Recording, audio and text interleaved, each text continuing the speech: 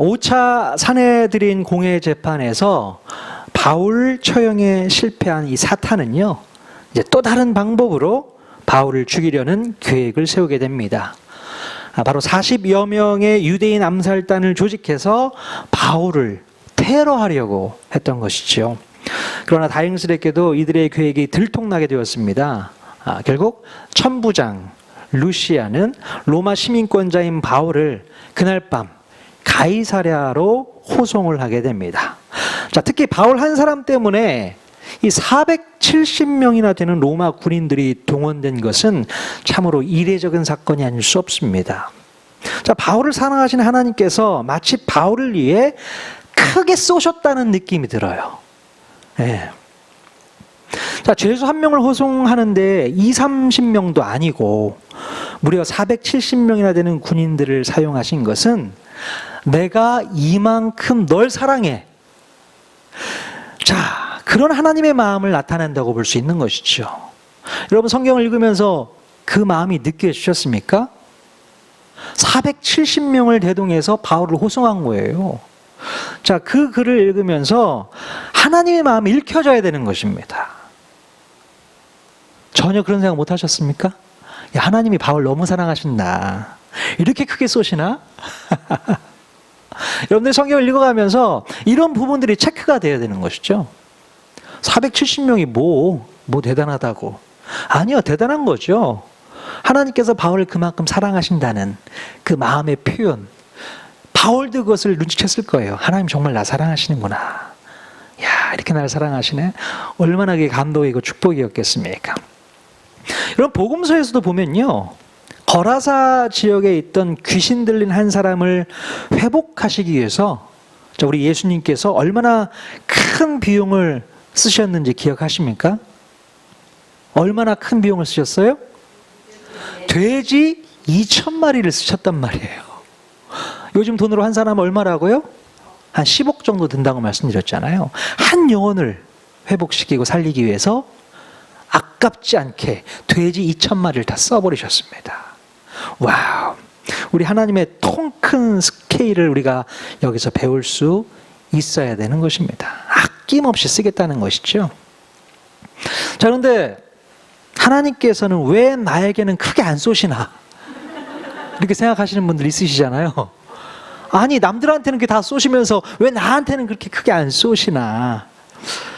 여러분, 당연히 저와 여러분들을 위해서도 우리 주님은 아낌없이 통 크게 쏘셨습니다. 그걸 모르고 있을 뿐이죠. 우리를 위해서 크게 쏘셨다는 거예요. 어디에서요? 십자가에서. 십자가의 사랑으로 크게 쏘셨어요. 그거를 여러분 느끼시고 깨달으셔야 되는 겁니다. 아멘. 네. 우리 옆 사람에게 이렇게 인사했으면 좋겠습니다. 하나님께서는 당신을 위해 크게 쏘셨습니다. 예, 하나님께서 당신을 위해 크게 쏘셨습니다. 아멘. 예. 크게 쏘셨다니까 얼굴이 환해지네요. 정말요. 우리는 그걸 깨달아야 돼요. 얼마나 많은 은혜를 받았습니까? 그 은혜를 모르고 사는 것은 반칙이죠. 아직 예수님을 만나지 못하신 분들일 수 있습니다. 자, 이렇게 하나님께서는 바울에 대한 사랑을 확인시켜 주셨을 뿐만 아니라 지금 바울이 처한 이 상황이 죽고 망할 상황이 아니라 이미 이겨놓은 싸움을 싸우는 것이라고 말씀하고 있는 것입니다. 내가 이미 손 댔으니 너는 안심해도 돼. 그 얘기잖아요. 바로 이런 사인으로 바울은 받아들일 수 있었다는 것이죠. 자, 이제 가이사랴의 벨릭스 총독에게 보내진 바울은 이 총독의 행정 처분을 기다리고 있었습니다. 자, 어떤 처분이 내려질까? 자, 그런데 닷새 후에 대제사장 아나니아와 또 몇몇 장로들이 벨릭스 총독에게 찾아가서 바울을 고소하는 일이 벌어지게 됩니다. 자, 아마도 그들은 천부장 루시아의 이 바울 호송 작전에 대한 소식을 뒤늦게 듣고서 당황스러워하지 않을 수 없었을 것입니다. 자, 40여 명의 암살단을 도구로 사용해서 바울을 완전히 제거해 버리려고 했었는데 그것이 실패로 끝나자 이제 다른 전략을 써서 그 먼 곳까지 찾아오게 되었던 것이죠. 예루살렘에서 가이사랴까지는 한 100km 정도 이상이 되는 거리입니다. 그곳까지 바울을 어떻게 하기 위해서? 고소하기 위해서 찾아왔던 것입니다. 자, 그들은 바울을 제거하기 위해서 이번에는 한 용병을 사용하게 되는데요. 더둘로라는 변호사를 대동하게 됩니다. 자, 24장 1절 말씀 같이 읽어보겠습니다. 시작. 닷새 후에 대제사장 아나니아가 어떤 장로들과 한 변호사 더둘로와 함께 내려와서 총독 앞에서 바울을 고발하니라. 네. 자, 본문에는 더둘로에 대해서 변호사라고 이렇게 번역을 했지만요. 원문에서 보면 말 잘하는 웅변가, 또 달변가 이렇게 이야기를 합니다. 자, 대제사장 아나니아는요, 바울을 제거하기 위해서 고민을 하다가 예전에 예수님을 제거했던 방법을 또다시 사용하기로 마음을 먹게 됩니다.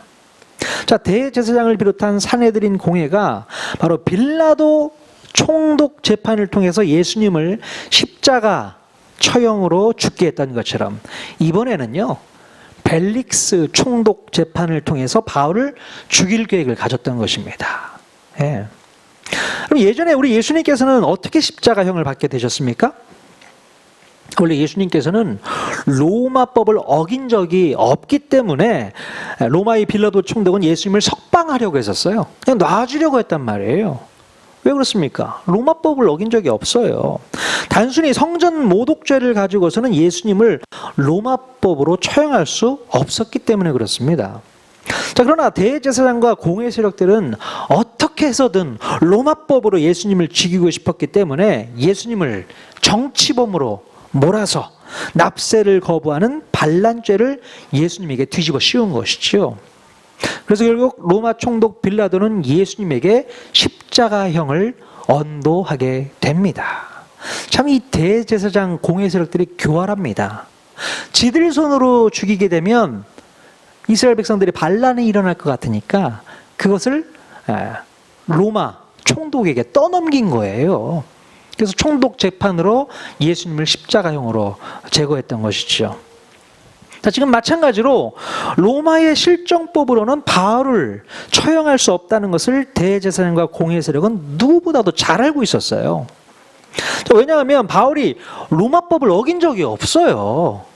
로마법을 어긴 적이 없습니다. 그래서 공회 세력들은 그때 당시 달변가로 높이 평가를 받고 있던 이 더둘로라는 사람을 고용해서 바울을 로마법으로 처형할 수 있도록 고소했던 것입니다.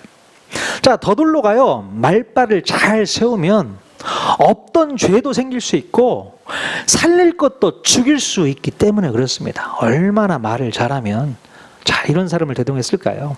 결국 벨릭스는요, 산헤드린 공회의 고소를 받아들여서 바울에 대한 총독 재판을 열게 됩니다. 자, 재판장은 벨릭스 총독이고요. 원고는 누구입니까? 산헤드린 공회 세력들이 원고가 되었고요. 또 원고 측 변호사는 더둘로. 자, 피고는 누구였습니까, 그러면?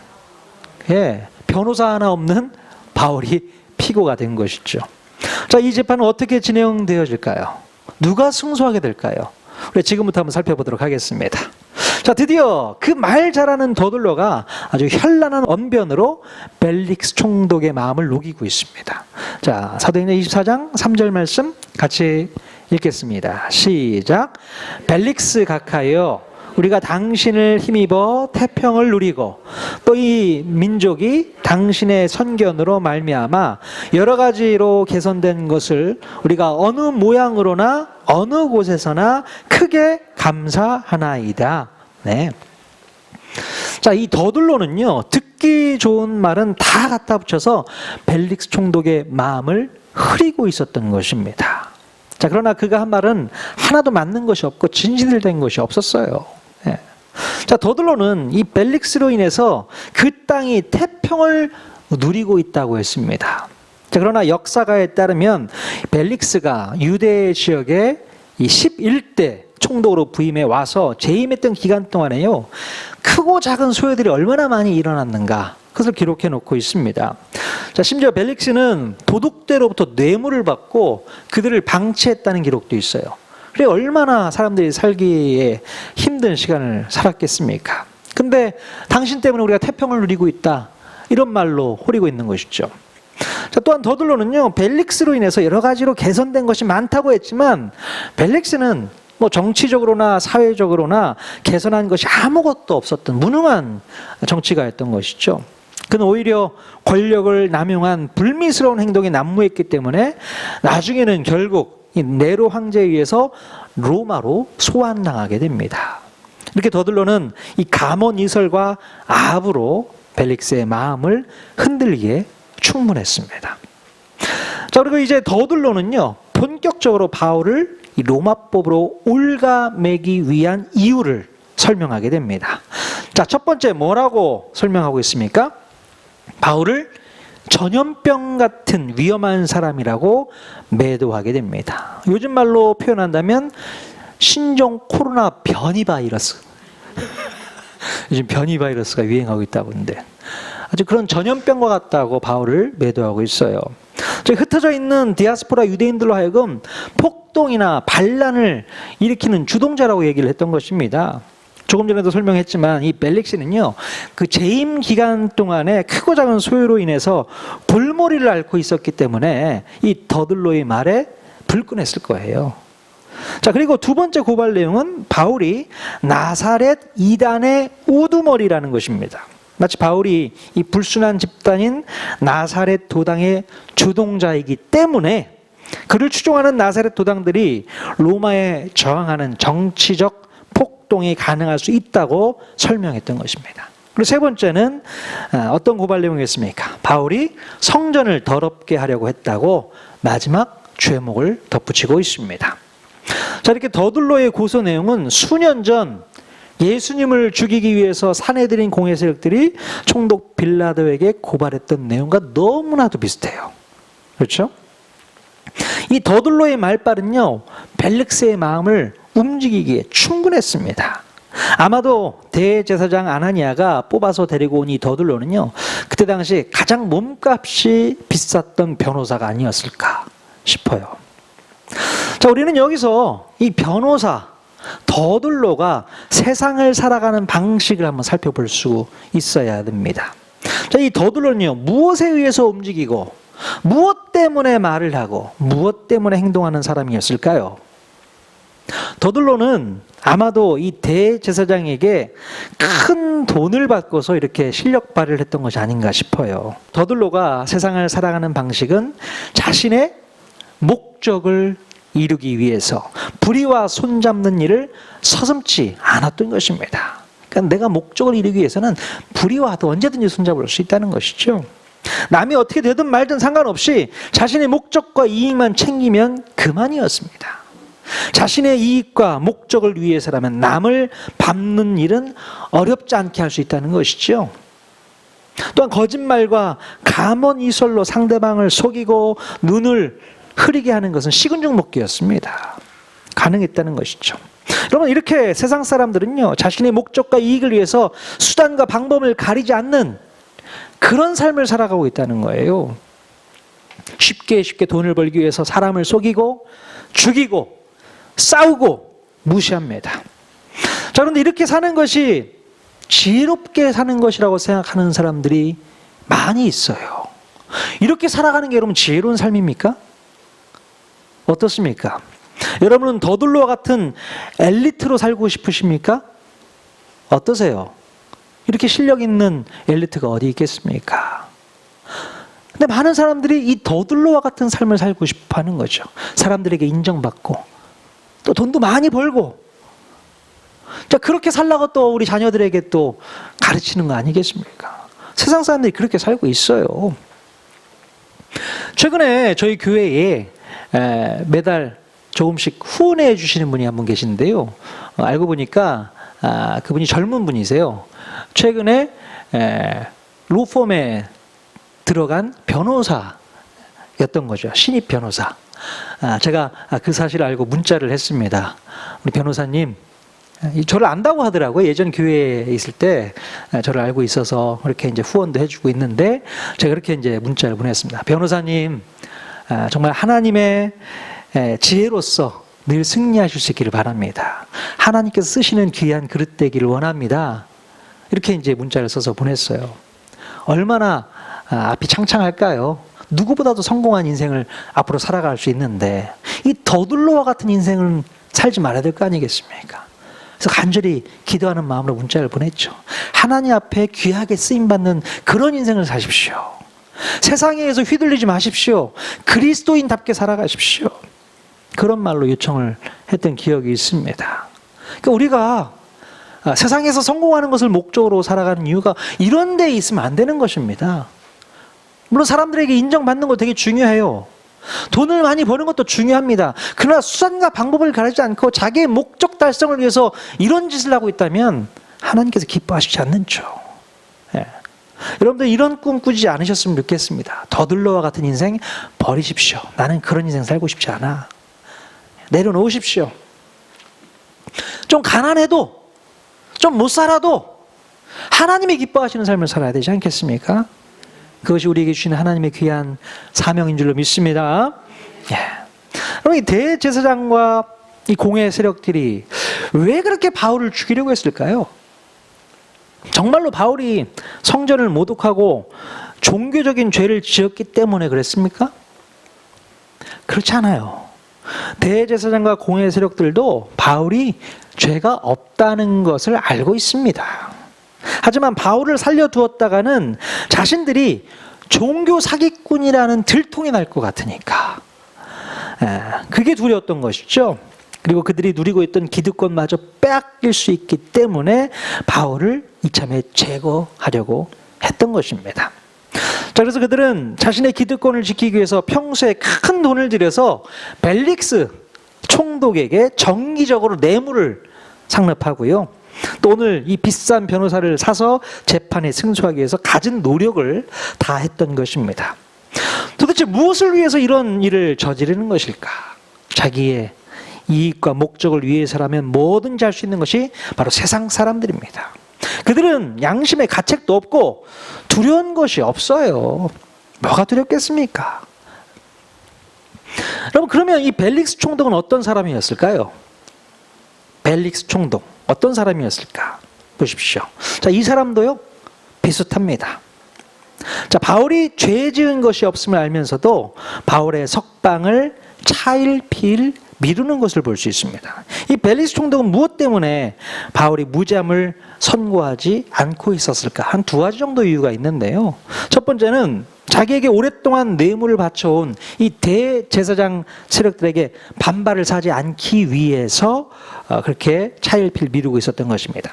만약에 그 즉시 바울에게 무죄를 선고했다가는 대제사장이 들고 일어날 것을 알기 때문에 그랬다는 것이죠. 예전에 빌라도 총독도 이런 이유 때문에 예수님을 십자가 처형으로 결국에는 판결 내리지 않았겠습니까? 자, 그리고 두 번째 이유는요, 바울에게 돈을 뜯어내기 위한 목적도 있었다는 것입니다. 바울이 마게도니아 교회에서 후원금을 가지고 와서 예루살렘 교회에 전달했다는 내용을 듣고서 벨릭스는 바울의 돈이 아주 많이 있을 것이다 오해를 했던 것입니다. 그래서 바울에게서 뇌물을 받고자 했기 때문에 2년 동안 바울을 감옥에 가두어 놓았던 거예요. 뭐 하기 위해서요? 뇌물을 좀 뜯어내기 위해서. 참, 이런 사람이 다 있어요. 자, 사도행전 24장 26절 같이 한번 읽어볼까요? 같이 읽겠습니다. 시작. 동시에 또 바울에게서 돈을 받을까 바라는 고로 더 자주 불러 같이 이야기하더라. 예. 자, 그때 당시 로마의 총독들은 거의 대부분 다 큰 돈벌이를 위해서 식민지의 총독으로 부임해 왔다고 합니다. 그러니까 뇌물에 눈이 멀 수밖에 없는 것이죠. 돈 바라보고 식민지에 왔다는 것입니다. 자, 이 외에도 벨릭스 총독은요, 그 대단한 바울의 전도에도 마음이 움직이질 않았다는 거예요. 웬만한 사람이라면 바울의 전도에 마음을 열고 복음을 받아들일 수 있을 것 같은데, 이 벨릭스는 여러 차례 바울을 독대하면서 대화를 나눴음에도 불구하고 절대로 바울의 전도를 받아들이지 않습니다. 자, 보세요. 24절, 25절 말씀 같이 읽겠습니다. 시작. 수일 후에 벨릭스가 그 아내 유대 여자 두루실라와 함께 와서 바울을 불러 그리스도 예수 믿는 도를 듣거늘 바울이 의와 절제와 장차 오는 심판을 강론하니 벨릭스가 두려워하여 대답하되 지금은 가라 내가 틈이 있으면 너를 부리리라 하고. 네. 자, 벨릭스는 바울의 말을 듣고서 살짝 두려워하긴 했지만 그때뿐이었어요. 예. 세상적인 삶에 찌들어 있는 그는 절대로 예수님의 복음을 받아들이려 하지 않았습니다. 복음을 받아들이지 않는 거예요. 아니, 이 좋은 복음을 왜 받아들이지 않는 것일까요? 제가 죽기 전에 겨우 예수님을 믿게 해서 천국 보내드린 분 기억나시죠? 예, 교회 개척하고 얼마 되지 않아서 그런 분을 제가 이제 만나서 교제를 했었는데 아무리 복음을 전해도 복음을 받아들이지 않는 겁니다. 근데 돌아가시기 며칠 전에 예수님을 영접해서 받아들인 것이죠. 진작 좀 예수님을 믿었으면 얼마나 좋았을까요? 물론 돌아가시기 전에 예수님을 영접한 게 다행이죠. 감사한 일이죠. 하지만 미리 예수님을 믿었다면 그 남은 생에는 얼마나 행복한 삶을 살 수 있겠습니까? 여러분 어떠세요? 여러분도 그렇게 하고 싶으세요? 죽기 전에 예수님 싹 믿어버리면 내가 이 땅 가운데서는 하고 싶은 거 다 하고 죄질 거 다 짓고 그러고 사니 너무 좋겠다 이렇게 생각하시는 분 계십니까? 정말 그러신 것 같으네요. 죽기 전에 예수님 딱 영접하면 되는 거 아닐까? 뭐 여러분 그렇게 하실 수 있으면 그렇게 한번 해보세요. 그렇다고 여러분 행복한 삶을 살 수 있지 않습니다. 아니 죽기 전에 예수님만 믿으면 되지 뭐. 죽기 전까지는 내가 하고 싶은 거 다 하고 죄질 거 다 짓고 즐길 거 다 즐기고 살면 그만이잖아. 아니요. 그 순간이 고통이고 아픔이고 괴로움인 것입니다. 예수님을 만나기 전에는 고통이죠. 아픔이죠. 괴로움입니다. 빨리 예수님을 만난 것이 행복인 줄로 믿습니다. 아멘. 여러분 예수 믿는 거 후회하지 않으시죠? 내가 왜 벌써 예수를 믿었나? 아니요. 늦은 겁니다. 좀 더 일찍 예수님을 만났다면, 좀 더 일찍 예수님을 경험했다면 내가 평생을 진짜 행복한 삶을 살 수 있었을 텐데 그런 생각을 우리가 할 수 있어야 되는 것이죠. 여러분 오늘날에도요. 세상적인 삶에 찌들어 있는 사람들은 절대로 복음을 받아들이려고 하질 않아요. 그들에게 아무리 의와 절제와 장차 오는 심판에 대해서 말해줘도 귓등으로 듣고 튕겨버리는 것이잖아요. 그들은 당장 오늘 잘 먹고 잘 살고 쾌락을 누리는 것이 목적이기 때문에 그렇습니다. 그러니 복음을 듣는 것이 고리타분하게 느껴지고 싫은 겁니다. 자, 여러분 그렇다면 그들에게 있어서 진정한 복음은 뭘까요? 세상 사람들에게 있어서 진정한 복음은 뭘까요? 뭐니 해도 돈 많이 버는 방법을 아는 거겠죠. 예. 돈을 많이 벌 수 있는 방법이 뭘까? 이게 가장 큰 복음이라고 그들은 생각할 것 같습니다. 그리고 돈을 많이 벌기 위해서 더들로처럼 실력을 키우는 일에 매진해 나가는 것이 지혜로운 태도라고 그렇게 생각을 하고 살 거예요. 그것을 또 자녀들에게 또 가르치고 있을 것입니다. 그럼 이것이 바로 세상 사람들이 살아가는 방식입니다. 별로 낯설지 않죠? 세상 사람들이 이렇게 살아요. 좀 더 돈 많이 벌고 좀 더 잘 살고 남들보다 떵떵거리며 살면서 편안하게 사는 것, 안정감 있게 사는 것, 이것을 추구하고 있는 것입니다. 자, 그렇다면 그들과는 반대로 우리 그리스도인들은 어떻게 살아야 될까요? 그리스도인은 어떻게 살아가는 게 맞을까요? 자, 오늘 바울의 모습을 통해서 우리가 살아가는 방식을 좀 배울 수 있어야겠습니다. 자, 첫 번째, 바울은 절대로 권력의 위력 앞에서 쫄지 않고 편들지 않고 아부하지 않고 아첨하지 않았습니다. 당당했습니다. 바울은요, 더둘로와는 달리 아첨하는 말로 벨릭스의 귀를 즐겁게 해주지 않았어요. 오직 정확한 사실과 상황을 전달했고 왜곡하거나 과대 포장하지 않았다고요. 이렇게 그리스도인들은요, 아부하는 사람들이 아닙니다. 아첨하지 않습니다. 뇌물 먹이지 않는다는 거죠. 그게 우리 그리스도인이어야 되는 것입니다. 근데 그리스도인들 중에서도 자기가 뭔가 살 길을 열기 위해서 윗사람에게 아부를 하거나 아첨을 하거나 뇌물을 먹이려고 하는 그런 사람들이 있어요. 여러분, 우리는 그런 사람들이 아닌 줄로 믿습니다. 당당하셔야 돼요. 하나님 바라보고 사는 사람들이기 때문에 사람을 두려워해서는 안 되는 것입니다. 자, 그런 모습으로 살아가야 되죠. 자, 두 번째는요, 바울은 하나님과 사람 앞에서 양심에 꺼리낌 없이 살았다는 거죠. 자, 24장 16절 같이 읽겠습니다. 시작. 이것으로 말미암아 나도 하나님과 사람에 대하여 항상 양심에 거리낌이 없기를 힘쓰나이다. 네. 바울은요, 눈에 보이는 사람에게 뿐만 아니라 눈에 보이지 않는 하나님께 대해서도 절대로 양심에 거리낌이 없기를 힘썼다, 이렇게 고백을 하고 있습니다. 그럼 사람 앞에서 양심적으로 행동하는 것은 누구라도 할 수 있습니다. 사람 앞에서는 가능해요. 하지만 눈에 보이지 않는 하나님 앞에서 양심적으로 행동하는 것이 쉽지는 않은 일이죠. 우리 그리스도인들은요, 누가 보지 않는 곳에서도 양심적으로 행동할 수 있어야 되는 것입니다. 사람 안 봐도 상관없어요. 죄 짓지 않아야 되는 것입니다. 왜 그래야 돼요? 왜 그렇습니까? 하나님께서 우리를 보고 계시기 때문에 그래요. 그래서 코람데오라는 말이 있지 않습니까? 신전의식. 내가 늘 하나님 앞에 서 있다. 하나님 앞에서 내가 서 있다. 그런 생각과 그런 인식을 가지고 우리가 매 순간을 살아야 되는 것입니다. 그러니까 아무도 보지 않는 곳에서도 내가 양심적으로 정직하게 살아가는 것이죠. 이게 그리스도인이 살아가는 방식인 줄로 믿습니다. 바울이 이렇게 살았다고 고백하고 있는 것입니다. 세 번째, 바울은 뇌물을 바라거나 또는 돈에 매이는 삶을 살지 않았다는 것입니다. 자, 24장 17절 또 같이 읽겠습니다. 시작. 여러 해 만에 내가 내 민족을 구제할 것과 재물을 가지고 와서. 네. 바울은요, 받는 데 익숙했던 사람이 아니라 전달하고 주는 데 익숙했던 사람이었어요. 그는요, 주는 것이 받는 것보다 행복하다고 깨달았던 사람이잖아요. 네, 주는 것이 받는 것보다 행복해. 이게 더 복된 거야 라고 말했던, 예수님의 말을 인용했던 그런 말씀도 있잖아요. 자, 바울은 이 마게도니아 지역의 교회들을 통해서 많은 후원금을 모금해 올 수 있었습니다. 바울은 사람들에게요, 돈에 매이는 삶을 살지 말라고 가르쳤을 것이고, 성도들은 그런 삶을 직접 살았던 바울을 바라보면서 가난한 성도들을 위해서 구제에도 힘썼을 것입니다. 완전히 돈밖에 모르는 벨릭스와는 차원이 다른 삶을 살고 있었던 것입니다.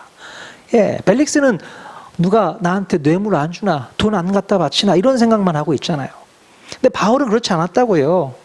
오히려 퍼주는 삶을 살았던 사람이 바울입니다. 여러분 꼭 기억하실 수 있기를 바라요. 우리 다음 주에 맥주 감사절로 드리게 되는데 귀한 헌금 흘려보내야겠죠? 매번 그랬던 것처럼 여러분들이 마음을 다해서 헌금한 것들을 흘려보내기를 원합니다. 특별히 몽골 선교를 위해서 잘 쓰여졌으면 좋겠어요. 하나님이 하신 일이라고 생각합니다. 그래서 몽골 신학교 건물이 잘 재정비될 수 있도록 작은 액수이지만 우리가 힘을 모아서 보태기를 원합니다. 기도하면서 여러분 또 준비해 주시길 바라요. 네 번째로요, 바울은 자신의 형편과 현실을 억울해하거나 또 비관하거나 절망하지 않았다는 것입니다.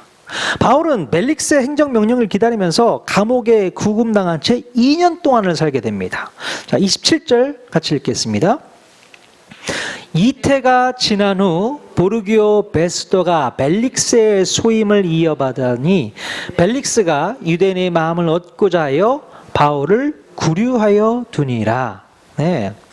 자, 벨릭스가요, 바울을 구금했던 이유는 바울이 죄가 있어서가 아니라는 겁니다. 벨릭스는 유대인의 환심을 얻고자 바울을 감옥에 그대로 넣어두었던 것입니다. 아마도 사내들인 공회 세력들은 바울을 죽이지 않을 거면 차라리 감옥에서 나오지 못하도록 벨릭스에게 요청을 하지 않았을까 싶어요. 자, 그래서였는지 몰라도 바울은 죄도 없이 2년 동안을 감옥에서 있게 됩니다. 그럼 말이 2년이지 여러분이 만약에 그 일을 당했다고 한번 생각해 보십시오. 여러분 같았으면 그 시간을 잘 견딜 수 있겠습니까? 어떻겠어요? 내가 죄가 있어서 2년을 살면은 그렇다 치지만 아무런 죄도 없어요. 아무런 죄도 없이 2년 동안을 거기서 그렇게 살고 있는 거예요. 얼마나 속상하고 얼마나 억울할까요? 예. 하지만 바울은요, 감옥에 붙잡혀 있어도 2년 동안 단 한 번도 억울하다, 속상하다, 절망하거나 낙담하지 않았습니다. 자, 이 모든 시간이 하나님의 계획과 하나님의 뜻에 있다라는 것을 바울은 깨닫고 있었기 때문에 그렇습니다. 그래서 2년 동안을 잘 버틸 수 있었다고 볼 수 있는 것이죠. 자, 뭔가 특별한 계획이 있으시겠지, 뭔가 더 대단한 일을 준비하고 계시겠지, 바울은 마음가운데 그 생각을 하고 있었던 거예요. 그 바울의 모습을 우리가 본받아야 될 필요가 있습니다. 바울은 오직 하나님의 섭리와 계획을 신뢰하면서 살았던 것입니다. 우리 그리스도인들이 이런 삶을 살아야 되는 것입니다. 그러니까 억울하다고 좌절하고 절망해서는 안 되는 것이죠. 오히려 하나님의 뜻과 하나님의 계획이 있음을 기다려야 되는 것입니다. 어떻게 하나님께서 풀어주실까? 어떻게 이 일들을 이루어 주실까? 그거 기대하면서 버티는 겁니다. 인내하는 것입니다. 여러분, 구약 성경에 보면 요셉 이야기가 나오잖아요. 요셉이 보디발의 그 감옥에서 오랫동안 죄수로 생활을 할 때가 있었습니다. 자, 요셉이 보디발의 감옥에서 수감 중이었을 때에 술 맡은 관원장의 꿈을 해석해 주면서 복직될 것을 이야기해 줬잖아요. 자, 그러면서 이 관원장에게 부탁을 했어요, 요셉이. 당신이 나가면 저를 좀 기억해 주십시오. 근데 이 술 맡은 관원장이 요셉을 기억해 줬을까요? 2년 동안 기억을 안 해줍니다. 요셉은 2년 동안 기다린 거예요. 이제나 저제나 나를 불러내는 그런 소리가 있지 않을까. 한 2년 동안 아무 소식이 없습니다. 2년이 지난 뒤에 나중에 그를 통해서 연락이 왔고 바로 왕 앞에 설 수 있는 기회가 생기게 되었죠. 자, 그 요셉은요, 아무리 좀 속상하고 억울해도 2년 동안 하나님을 원망하지 않았던 사람이었어요. 야, 그래도 하나님께서 뭔가 계획이 있으시겠지, 그 생각하고 살았을 겁니다. 예. 우리가 이런 상황 속에 놓여졌을 때도 여러분, 절망하거나 좌절하지 마십시오. 이게 내가 죽을 상황이 아니고 환경이 아니라는 것을 꼭 깨달을 수 있길 바랍니다. 아, 하나님이 뭔가 큰 특별한 계획이 있으시겠지, 나를 총리로 쓰시려고 하시나? 이런 생각까지 할 수 있어야 되는 것이죠. 하나님의 계획, 하나님의 뜻, 하나님의 꿈을 생각하면서 기다리는 것이 필요합니다. 도대체 내가 왜 이런 일을 겪어야 되는가? 왜 이렇게 아픈 시간을 겪어야 되나? 원망만 하고 있지 마십시오. 하나님의 뜻이 아닙니다. 바울은 이렇게 자기의 형편과 처지를 바라보면서 괴로워하거나 낙담하지 않았어요. 결국 내가 로마로 가서 하나님의 복음을 증거하게 될 것이다, 그 생각 가지고 기도하면서 준비하고 있지 않았겠습니까? 예. 2년 동안 정말 하나님과 깊은 교제를 나누면서 하나님의 뜻을 파악했던 바울의 모습을 우리가 생각해 볼 수 있습니다. 자, 여러분, 우리 그리스도인들이 사는 방식, 이래야 되는 것이죠. 첫 번째, 그리스도인들은 절대로 사람들 앞에서 쫄지 않고 사람 편들지 않고 사람에게 아첨하지 않습니다. 당당해야 됩니다. 우리 그리스도인들이 바로 그래야 되는 것이죠. 두 번째는요, 하나님과 사람 앞에서 양심에 거리낌 없이 살아야 되는 것입니다. 누가 보지 않더라도 정직해야 되고 죄짓지 않아야 되는 것이죠. 하나님이 바라보고 있다는 생각을 가지고 우리가 정직해야 될 줄로 믿습니다. 세 번째는 누군가에게 뇌물을 바라거나 돈에 매이는 삶을 살지 말아야 됩니다.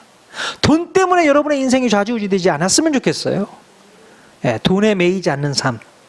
예, 오히려 돈을 초월해서 그 돈을 가지고 남을 도울 수 있는 그런 넉넉한 마음을 갖는 게 우리 그리스도인의 모습인 줄로 믿습니다.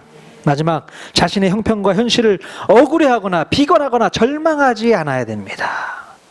우리 그리스도인의 믿음이 바로 여기에 있는 거 아니겠습니까? 하나님께서 귀한 뜻을 갖고 계셔. 하나님이 나에게 예비하신 길이 있어. 그것을 생각하면서 끝까지 인내하며 기다리는 것이죠. 참는 것입니다. 이것이 바로 우리 그리스도인들의 생활 방식이어야 될 줄로 믿습니다. 세상 사람들과는 완전히 차원이 다른 삶을 우리는 살아가고 있습니다. 그런 모습을 가지고 여러분들이 자부심을 가질 수 있기를 바랍니다. 나는 세상 사람들과 달라. 나는 하나님을 믿는, 예수 믿는 하나님의 자녀야. 그 자부심 가지고 이번 한 주간도 승리할 수 있기를 주님의 이름으로 간절히 축원드립니다. 아멘.